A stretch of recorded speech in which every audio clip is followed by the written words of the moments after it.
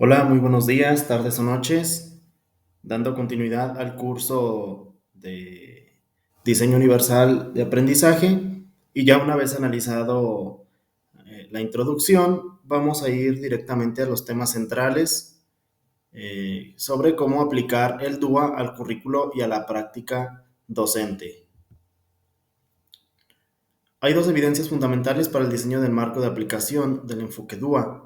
La diversidad que presentan los estudiantes en cuanto a estructura y configuración cerebral se traduce en una gran variabilidad respecto a la manera que tienen de acceder y procesar la información, al modo en que planifican, ejecutan y monitorizan diferentes tareas. Por otro lado, también como maestros debemos de enfocarnos en la forma en la que se motivan e implican en su propio aprendizaje.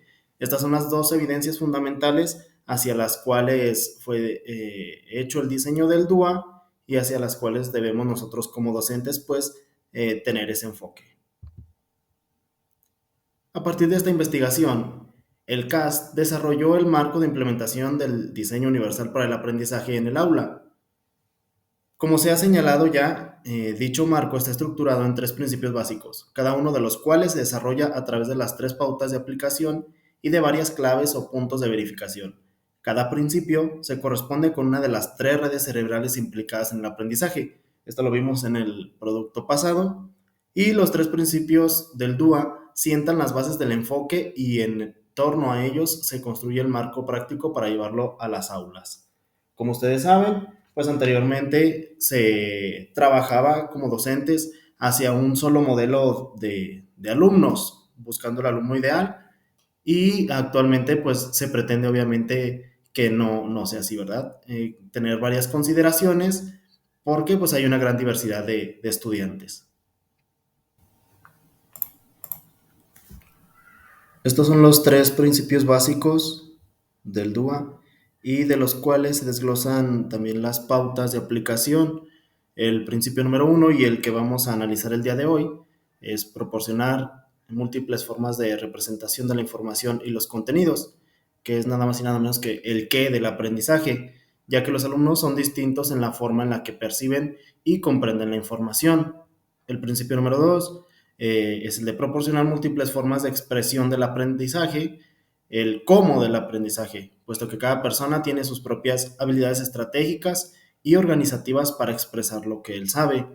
Y el principio número 3, que es proporcionar múltiples formas de implicación, el porqué del aprendizaje, de forma que todos los alumnos puedan sentirse comprometidos y motivados en el proceso de aprendizaje. Los tres principios del DUA indican que es necesario que los docentes ofrezcan al alumnado un amplio rango de opciones para acceder al aprendizaje. Aquí se plantea una interrogante: ¿cómo podemos llevar a la práctica cotidiana del aula estos principios? ¿Cómo los aplicamos al currículum para lograr que la enseñanza sea realmente para todos los estudiantes de la clase, para que todos participen en los procesos y actividades y finalmente para que aprendan? Yo creo que todos nos hemos planteado estas interrogantes con nuestros alumnos y bueno, pues a través de estos tres principios pues vamos a tratar de darle respuesta a estas preguntas. Como ya lo mencionamos, vamos a analizar el día de hoy el principio número uno, que es proporcionar múltiples formas de representación. El primer principio del diseño universal para el aprendizaje parte de la idea de que los alumnos son diferentes en la forma en que perciben y comprenden la información que se les presenta.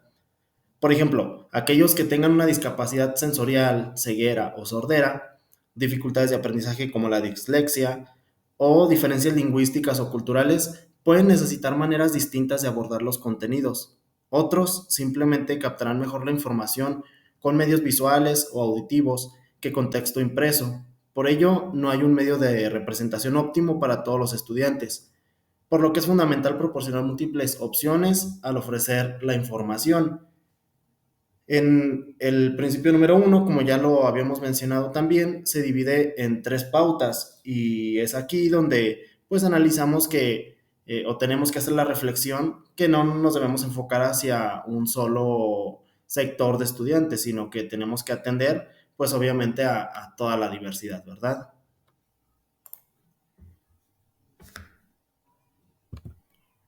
La primera pauta es proporcionar diferentes opciones para percibir la información. Si un alumno no puede percibir la información, no habrá aprendizaje. Para evitar que esto sea una barrera, es importante asegurarse de que todos los estudiantes puedan percibir la información clave. Con este fin se pueden buscar formas alternativas que permitan diversificar la presentación de la información. ¿Qué quiero decir? Se trata de proporcionar la misma información a través de diferentes modalidades, por ejemplo, visual, auditiva, audiovisual, táctil. ¿Y qué tenemos que hacer nosotros como docentes o qué podemos hacer? Bueno, pues podemos cambiar el tamaño del texto, de la letra o el tipo de fuente. Podemos también medir el contraste entre el fondo, el texto e imagen. Asimismo, podemos utilizar el color como medio de información o para resaltar algún elemento y también variar el volumen o la velocidad con la que se presenta la información sonora. Además, tenemos que ofrecer alternativas para la información auditiva.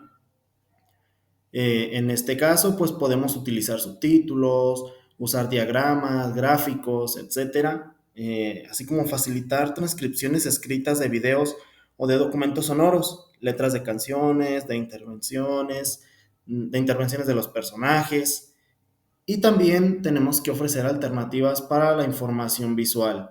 En este caso, podemos usar descripciones de texto, voz en imágenes, gráficos y videos, utilizar objetos físicos y modelos espaciales, facilitar claves auditivas para las ideas principales y convertir el texto digital, PDF, en audio. Dentro de este apartado, merece especial atención el texto como un caso especial de información visual y elementos claves en el proceso de enseñanza. Cualquier texto en forma digital se puede transformar fácilmente en sonido o formato audio, bien a través de sistemas de lectura por alguna persona o medios digitales, como los conversores de texto a voz. Yo creo que en esto no vamos a batallar. Actualmente los celulares y las computadoras ya traen integrada pues esta o nos pueden brindar esta posibilidad de nosotros convertir todos los textos digitales en audio. Igual también si por ahí buscamos, los podemos encontrar en mismo YouTube o en algunas plataformas en las que pues se les facilite la información a los niños y les podamos brindar esta información visual. ¿Qué nos dice la pauta número 2? Bueno, aquí tenemos que proporcionar múltiples opciones para el lenguaje y los símbolos. En la primera pauta ya mencionábamos, pues se enfoca un poquito más hacia los estilos de aprendizaje pues como ya lo mencionábamos por ahí, pues teníamos que no centrarnos únicamente en uno, ¿verdad? Sino pues dar la atención a todos para que todos puedan tener el aprendizaje a la mano. En nos dice que la interacción con los diversos sistemas de representación, tanto lingüísticos como no lingüísticos, varía de unos estudiantes a otros. Por ejemplo, un dibujo o una imagen que tiene un significado para unos estudiantes podría tener otro significado totalmente distinto para otros alumnos de contextos culturales y familiares diferentes. Nos pide aquí, bueno, definir el vocabulario y los símbolos. ¿Qué tenemos que hacer como docentes? ¿Qué podemos implementar? Bueno, pues podemos enseñar previamente o clarificar el vocabulario y los símbolos. Podemos utilizar descripciones de textos, de los símbolos gráficos, insertar apoyos de vocabulario a los símbolos y a las referencias desconocidas dentro del texto y destacar, perdón, el modo en que palabras y símbolos sencillos formen otros más complejos. También clarificar la sintaxis y la escritura.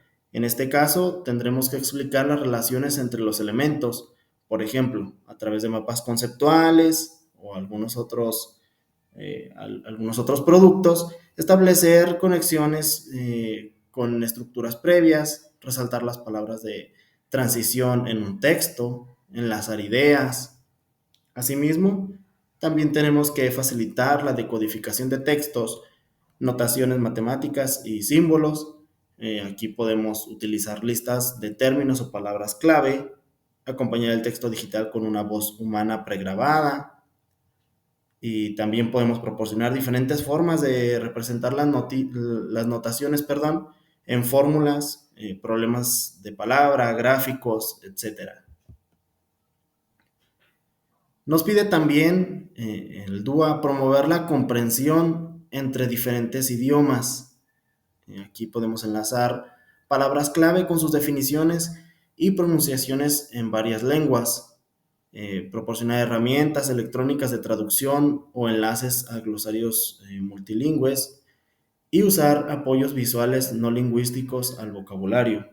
Recuerden que actualmente pues se pretende ya que los alumnos no se especialicen únicamente en su lengua materna, sino también pues ampliar este conocimiento.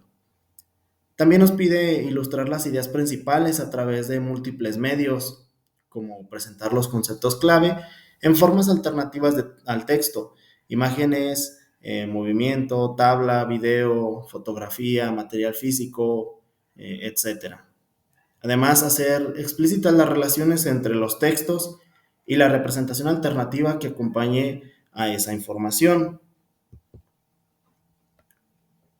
Y de aquí pasamos a la pauta número 3 y última, que es proporcionar opciones para la comprensión. Recuerden que todas estas pautas son enfocadas hacia el primer principio y que todo va enfocado hacia el qué del aprendizaje. Entonces, nos dice que el propósito de la educación no es hacer que la información sea accesible, sino enseñar a los estudiantes a transformar en conocimiento la información a la que tienen acceso. Algo que se logra a través de un proceso activo. Ese conocimiento, para que sea útil, tiene que estar disponible para que el alumno lo pueda utilizar en la toma de decisiones o como base para adquirir nueva información. Por ello, hay que proporcionar a los estudiantes las ayudas y los apoyos necesarios que les garanticen el acceso a la información y su procesamiento de forma significativa. Aquí pues va lo que es el aprendizaje significativo. No es lo mismo que el alumno tenga al alcance la información, porque cualquier alumno la tiene. Ya ahorita, hoy en día, es casi seguro que ellos tienen acceso a una computadora, a un teléfono, a internet. Es pues un poquito más accesible, sí lo pueden tener. Sin embargo, no es lo mismo tenerlo ahí a que ellos puedan utilizar esa información ya como un conocimiento, ya que lo puedan utilizar pues en alguna situación de la vida diaria. Aquí nos pide activar los conocimientos previos. ¿Qué tenemos que hacer como docentes? Bueno, fijar conceptos previos ya asimilados, utilizar organizadores gráficos para visualizar las relaciones entre la información o los conceptos, enseñar los conceptos previos que son esenciales para el nuevo aprendizaje, vincular conceptos mediante analogías, metáforas, etcétera, y hacer conexiones curriculares explícitas como enseñar estrategias lectoras en otras materias. Es decir, pues hay que vincular todo hacia lo que le interesa al alumno, hay que mantenerlo motivado y pues para esto hay que tratar de hacerlo pues un poquito más fácil para él. ¿Cómo lo podemos hacer? Bueno, con estos puntos anteriores. También podemos destacar patrones, características fundamentales, ideas principales y relaciones entre ellas. ¿Qué tenemos que hacer? Bueno, destacar los elementos básicos, utilizar esquemas, organizadores gráficos, etcétera, para destacar las ideas fundamentales y las relaciones entre conceptos o elementos. Poner ejemplos y contraejemplos. Esto es importantísimo para cualquier tema que estemos impartiendo. Además de identificar y hacer explícitas habilidades previas que se pueden utilizar para resolver nuevos problemas. Nos piden también guiar el proceso de la información, la visualización y la manipulación. ¿Qué tenemos que hacer? Utilizar los siguientes elementos.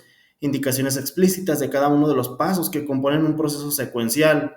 Esto es importante para que el niño no se pierda. Tenemos que ser un guía e ir llevándolo de la mano, que no se nos vaya a perder, y para eso pues hay que hacer las indicaciones explícitas. Recuerden que son niños y que están en un proceso de aprendizaje. También debemos de utilizar métodos y estrategias de organización. por ejemplo, tablas, modelos de cómo enfrentarse o explorar los nuevos aprendizajes, apoyos graduales para ir usando las estrategias de procesamiento de la información y ejemplos o estrategias variadas para estudiar una lección, textos, teatro, arte, películas, etcétera. También nos pide pues agrupar la información en unidades más pequeñas y presentar los contenidos de manera progresiva, no todos a la vez, vamos paso a paso. Y por último, es maximizar la memoria y la transferencia de información, utilizar listas de comprobación, organizadores, notas, recordatorios, etcétera. Usar estrategias mnemotécnicas, incorporar acciones de revisión de lo aprendido, proporcionar plantillas y organizadores que faciliten tomar apuntes y establecer apoyos para concretar la información nueva con los conocimientos previos. Todos estos puntos de las pautas pues son algunas consideraciones que se nos hacen a nosotros como docentes para poder mejorar la práctica. ¿En cuanto a qué? Bueno, en cuanto a la atención de los alumnos, en cuanto a lo que ya habíamos mencionado, hacia el qué del aprendizaje. Nos queda aún analizar los otros dos puntitos. Por lo pronto, de producto para esta sesión, bueno, habrá que únicamente tomar nota de lo más significativo. No hace falta que sea muy extenso. Igual esta presentación se la van a poder quedar ustedes, que a fin de cuentas pues es lo más importante, que tengan la información ahí. Y elaborar una pequeña ficha de opinión, les comento, no tiene que ser muy extensa, respecto al tema. Nos vemos y que pasen una bonita tarde, noche o mañana, depende de a qué horas lo estén viendo.